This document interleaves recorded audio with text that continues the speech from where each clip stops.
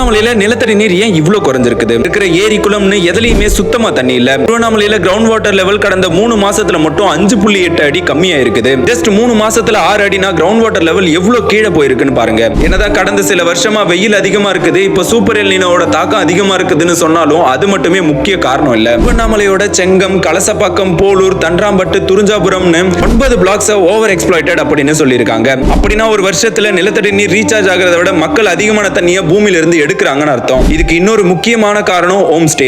லோக்கல்ல இருக்கிற மக்கள் ரெண்டுக்கு இருந்த வீட்டை காலி பண்ண சொல்லிட்டு இப்போ ஹோம் ஸ்டேஸா மாத்தி வச்சிருக்காங்க. சாதாரண ஒரு ஃபேமிலி 1 மந்த்க்கு யூஸ் பண்ற தண்ணியை 5 நாள்ல காலியானா நிலைமை எப்படி இருக்கும்? 5 பேர் இருக்க வேண்டிய இடத்துல 20 பேர் தங்கி அங்க இருக்கிற தண்ணியை யூஸ் பண்ணும்போது நிலைமை ரொம்பவே ஒர்ஸ் ஆகுது. இதுக்கு ஹோம் ஸ்டேஸை ரெகுலேட் பண்ணி ஏரி குளம்னு எல்லாத்தையும் தூர்வாரி நிலத்தடி நீரை சேமிக்கணும். அது மட்டும் இல்லாம மழை நீரை சேகரிச்சா மட்டும்தான் நம்மளால இதுல இருந்து வெளியே வர முடியும். என்னதான் டூரிசம்னு ஒண்ணு இருந்தாலும் நிலத்தடி நீர் குறையும் போது நம்ம ஊரோட நிலைமையை மாத்த ஒரு ஸ்மால் ஸ்டெப் எடுத்து வச்சுதான் ஆகணும். கமெண்ட்ல கவர்மெண்ட் அபிஷியல்ஸ் அட்டாக் பண்ணி அவங்களுக்கு தெரியப்படுத்துங்க. அப்பதான் இதுக்கு நிரந்தரமா ஒரு தீர்வு காண முடியும். இந்த இன்ஃபர்மேஷனை உங்களுக்கு தெரியப்படுத்த வீடியோவை லைக் பண்ணி இந்த மாதிரி இன்ஃபர்மேஷன்ஸ் தெரிஞ்சுக்க சேனலை சப்ஸ்கிரைப் பண்ணிக்கோங்க.